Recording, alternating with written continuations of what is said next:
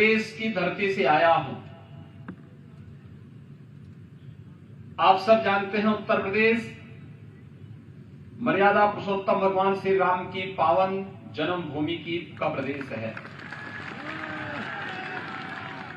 उत्तर प्रदेश भगवान श्री कृष्ण की पावन जन्मभूमि का प्रदेश है और उत्तर प्रदेश बाबा विश्वनाथ का पावन धाम का प्रदेश है। मां गंगा और मां यमुना का आशीर्वाद जिस प्रदेश में निरंतर बना रहता है और उस प्रदेश की धरती से आज मुझे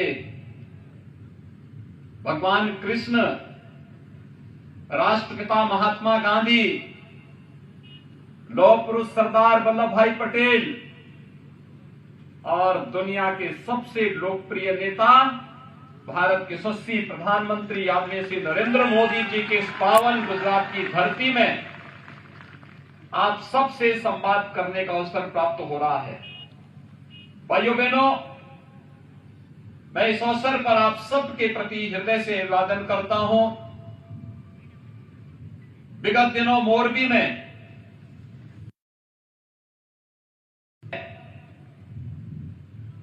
हुई दुर्घटना में जिन लोगों ने अपने परिजनों को, निकट संबंधियों को खोया है, उन सब के प्रति अपनी विनम्र श्रद्धांजलि अर्पित करते हुए उन सभी काल कलवित हुए दिवंगत जनों के प्रति विनम्र श्रद्धांजलि अर्पित करते हुए ईश्वर से उनकी आत्मा की शांति की कामना भी करता हूं। भाइयों बहनों, पूरा देश इस घटना में मोरबी की जनता के साथ में खड़ा हुआ। आदरणीय प्रधानमंत्री जी ने मार्गदर्शन दिया। रात दिन जिस रूप में कार्य हुआ, श्री कांति भाई अमृतिया जी जैसे कार्यकर्ताओं ने अपनी जान में जोखिम में डाल करके एक एक व्यक्ति की जान को बचाने के लिए वहां पर कार्य किया था। और भाइयों बहनों, लेकिन मोरबी चुनौतियों से जूझता हुआ सदैव हर विपरीत परिस्थितियों का सामना करते हुए खड़ा हुआ है। हम सब जानते हैं कि इस प्रकार की चुनौती मोरबी के सामने पहली बार नहीं आई है, बार बार आई है और उस चुनौती का सामना करते हुए मोरबी हमेशा खड़ा हुआ है। चाहे 1979 के उसी स्थल पर हुए दुर्घटना का मामला रहा हो, साइक्लोन के समय, और चाहे वह भूकंप के समय जब लोग मानते थे कि अब गुजरात का क्या होगा, मोरबी को खड़ा होते हुए और फिर से तेजी के साथ आगे बढ़ते हुए देश और दुनिया ने देखा है। इसके लिए मैं आप सबके इस जीवंतता के लिए हृदय से अभिवादन करता हूं, अभिनंदन करता हूं। भाइयों बहनों, आज गुजरात के सपूतों ने देश की आजादी की लड़ाई में बढ़ चढ़ करके भाग लिया। राष्ट्रपिता महात्मा गांधी की प्रेरणा पूरी दुनिया के अंदर आजादी के आंदोलन से जुड़े हुए हर उस योद्धा को प्रेरणा देता है। जो देश आज भी दुनिया के अंदर अपनी आजादी के लिए कराह रहे हैं, उन देशों को राष्ट्रपिता महात्मा गांधी का आंदोलन, सत्य अहिंसा का आंदोलन आज भी एक नई प्रेरणा, एक नई ऊर्जा देता है। दुनिया के तमाम देश प्रेरित होते हैं। भारत की एकता और एकात्मता का आधार क्या होना चाहिए? लौह पुरुष सरदार वल्लभ भाई पटेल ने आजादी के बाद ब्रिटिशर की साजिश को दूर करते हुए देश की 563 से अधिक रियासतों को भारतीय गणराज्य का हिस्सा बना करके जूनागढ़ और हैदराबाद के जो नवाब थे, जो भारतीय गणराज्य में शामिल होने से थोड़ा आनाकानी कर रहे थे, सरदार साहब की एक ही बार उनके कहने से उनको भी घुटना टेकना पड़ा था। ये गुजरात की धरती है, और भाइयों बहनों, ये भारत का सौभाग्य है कि आज प्रधानमंत्री मोदी जी का नेतृत्व पूरे देश को मिल रहा है। पूरी दुनिया उनसे लाभान्वित हो रही है। अभी आपने 3 दिन पहले इंडोनेशिया के बाली में देखा होगा, प्रधानमंत्री मोदी जी के नेतृत्व में भारत को दुनिया के सबसे शक्तिशाली 20 देशों का नेतृत्व करने का भी अवसर प्राप्त हुआ है। अगले 1 वर्ष तक G20 के देशों का नेतृत्व भारत करेगा। प्रधानमंत्री मोदी जी के नेतृत्व में दुनिया के 20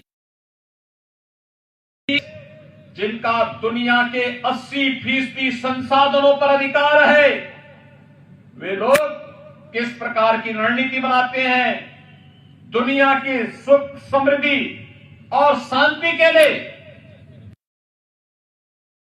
ये सारे कार्यक्रम होने वाले हैं। और यह पूरे देश के लिए, हर गुजरातवासी के लिए गौरव की बात होनी चाहिए। इसके लिए मैं आप सबका हृदय से अभिनंदन करता हूं।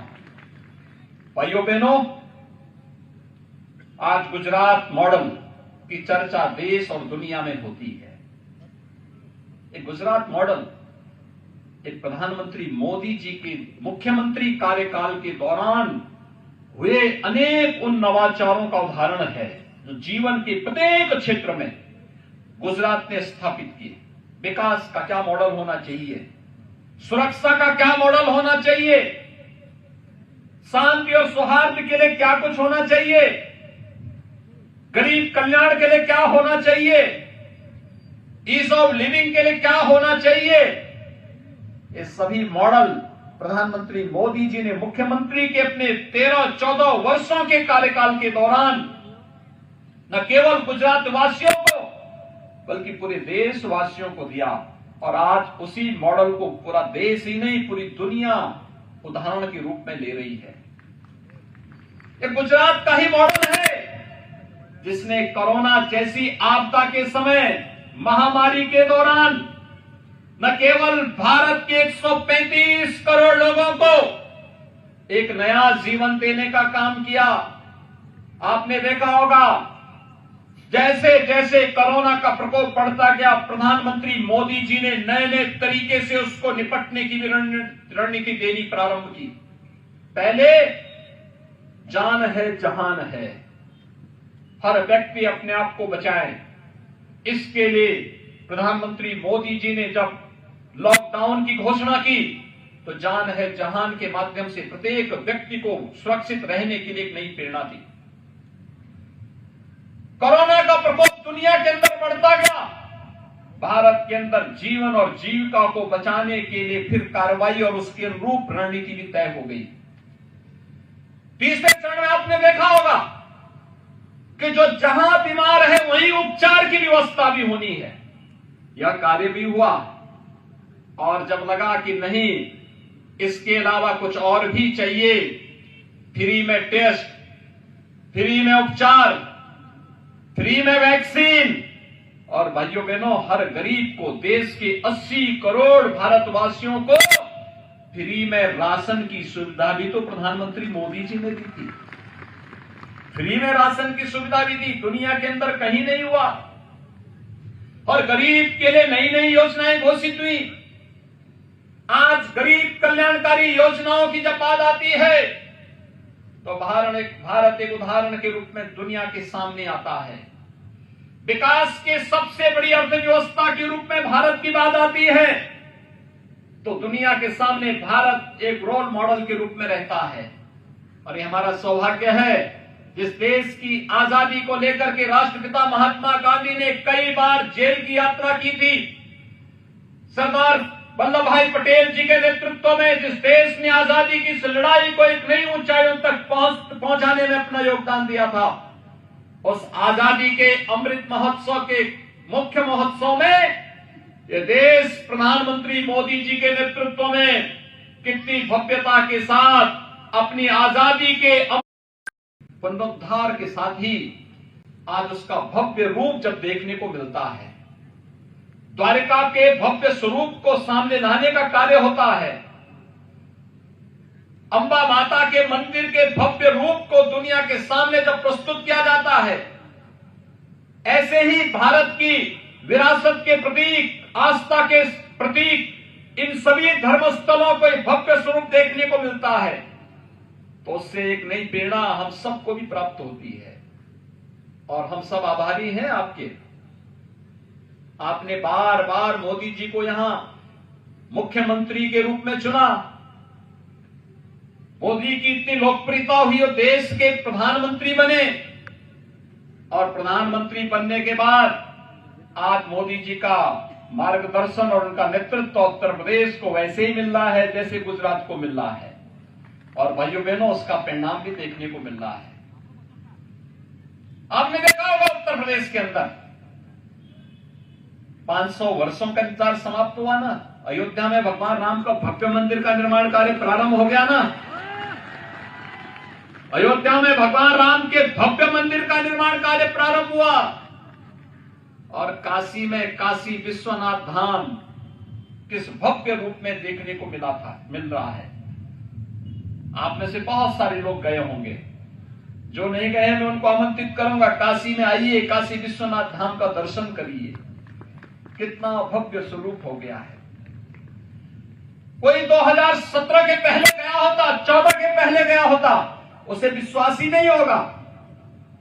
यही तो है, मोदी है तो मुमकिन है, इसी को कहते हैं भाइयों बहनों। यही है जो संकल्प लिया। आज विकास की नई नई ऊंचाइयों को छूता हुआ भारत, आस्था के तीर्थ स्थलों का होगा सम्मान और उसका भव्य स्वरूप। आप उत्तराखंड में केदारपुरी और बद्रीनाथ धाम में जाइए, वहां पर भी यही भव्य स्वरूप आपको देखने को मिलेगा। आप उज्जैन में जाइए, महाकाल के महालोक का दर्शन करिए। प्रधानमंत्री मोदी जी ने अभी कुछ दिन पहले उसका लोकार्पण भी किया है। और भाइयों बहनों, मैं पूछना चाहता हूं, क्या कांग्रेस रहती तो अयोध्या में भगवान राम का मंदिर बन गया होता क्या? क्या कांग्रेस के रहते काशी में भगवान विश्वनाथ का धाम इस भव्य स्वरूप को प्राप्त कर पाता क्या? कांग्रेस के रहते, अच्छा बताओ, प्रधानमंत्री मोदी जी और गृह मंत्री अमित शाह जी ने कश्मीर की धारा 370 को सदैव के लिए समाप्त कर दिया, आतंकवाद की जड़ को सदैव के लिए मिटा दिया। क्या कांग्रेस के रहते सब संभव हो पाता क्या? जब भाइयों बहनों, कांग्रेस न आपके सुख दुख में सहभागी बन सकती है, कांग्रेस न आपकी आस्था का सम्मान कर सकती है, कांग्रेस न देश की सुरक्षा कर सकती है, कांग्रेस न वैश्विक मंच पर भारत को प्रतिष्ठा दिला सकती है, कांग्रेस भारत को दुनिया की सबसे बड़ी अर्थव्यवस्था के रूप में भी स्थापित नहीं कर सकती है। और कल तो मैं एक बड़ा मजेदार देख रहा था। कल कांग्रेस के एक मंच पे राष्ट्रगान हो रहा था। राष्ट्रगान के दौरान फिल्मी गीत बजने लग गया। ये तो इनकी राष्ट्रभक्ति है। राष्ट्रगान का भी सम्मान नहीं कर सकते। भाइयों बहनों, राष्ट्रपिता महात्मा गांधी जी ने एक बात कही थी आजादी के बाद कि कांग्रेस को विसर्जन कर देना चाहिए। और राष्ट्रपिता की उस संकल्प को पूरा करने का समय लगता है, समय आ गया है समय। और इसीलिए गुजरात में कोई संदेह नहीं, आज डबल इंजन की सरकार जिस तेजी के साथ कार्य कर रही है, प्रधानमंत्री मोदी जी का नेतृत्व है, उनका मार्गदर्शन है, भूपेंद्र भाई पटेल जिस मजबूती के साथ यहां कार्य कर रहे हैं, इसको देखते हुए मोरबी की हर सीट भारतीय जनता पार्टी के चुनाव चिन्ह कमल की फूल की तरफ जाना चाहिए। और भाइयों बहनों, यही संकल्प लेने के लिए आज मैं आपके पास आया हूं, आपसे कहने के लिए आया हूं।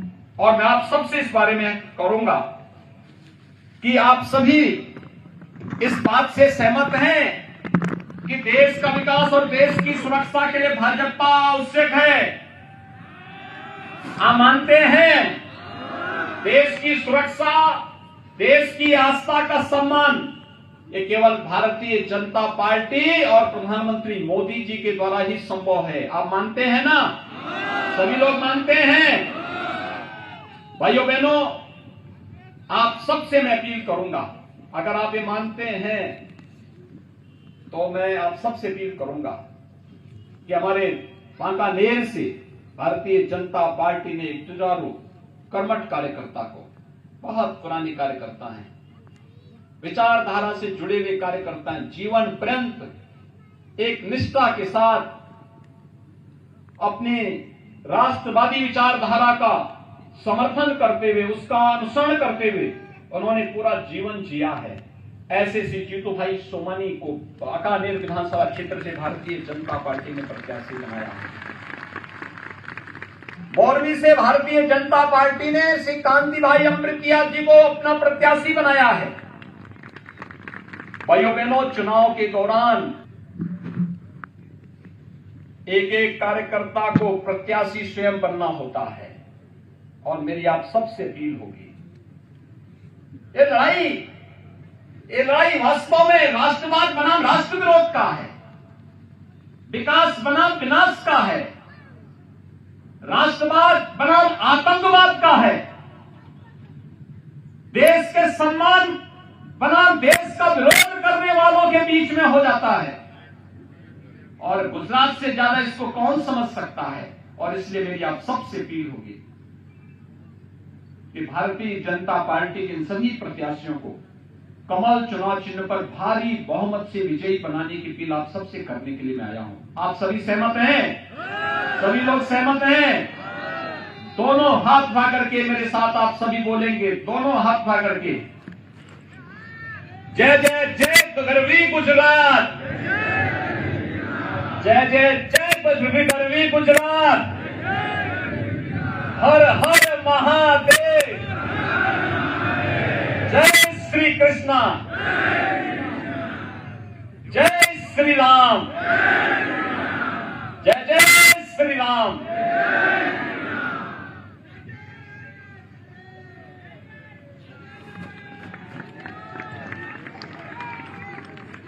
खूप खूप आभार. आप